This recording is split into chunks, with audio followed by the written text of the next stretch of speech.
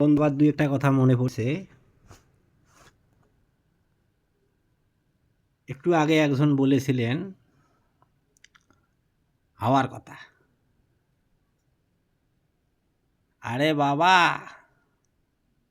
এখানে বলা হয়েছে বাবা আদম। দম বোঝো? ওই যে শ্বাস প্রশ্বাস দম। বাবা আদম। আর ওইখানেই বলা হয়েছে মা হাওয়া। কি কইছে? মা হাওয়া,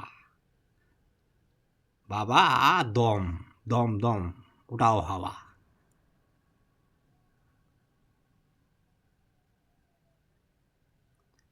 এই মাটি, হাওয়া আর পানি আর বাতাস। মাটি শূন্য, অনেক গ্রহর মধ্যে খালি মাটি পড়ি আছে।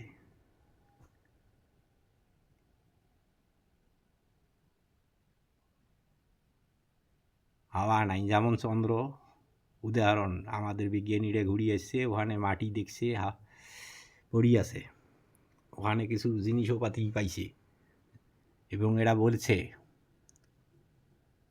যেখানে এককালীন বসত বাড়ি ছিল।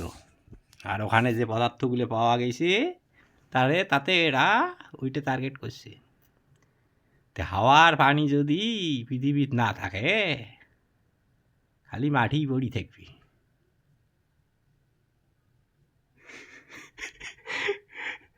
বন্ধুরা,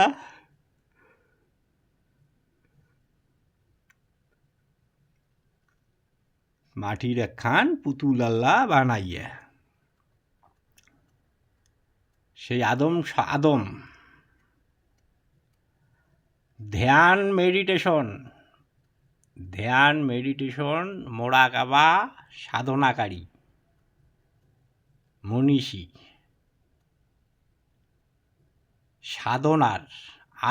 সাধনার ফল কি? সাধনার ফল কি?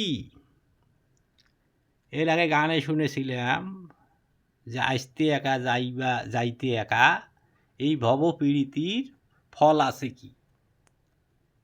আরে বাবা, প্রথম সাধনা আদম সন্তান আদম, প্রথম সাধনারে তো ফল আছে।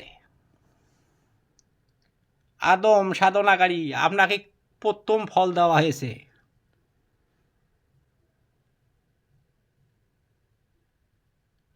ইনশাআল্লাহ যারা সাধনাকারী আছেন আমাকে ইঙ্গিত করবেন, বাকিটুকু আমি ভেঙে বলার চেষ্টা করব।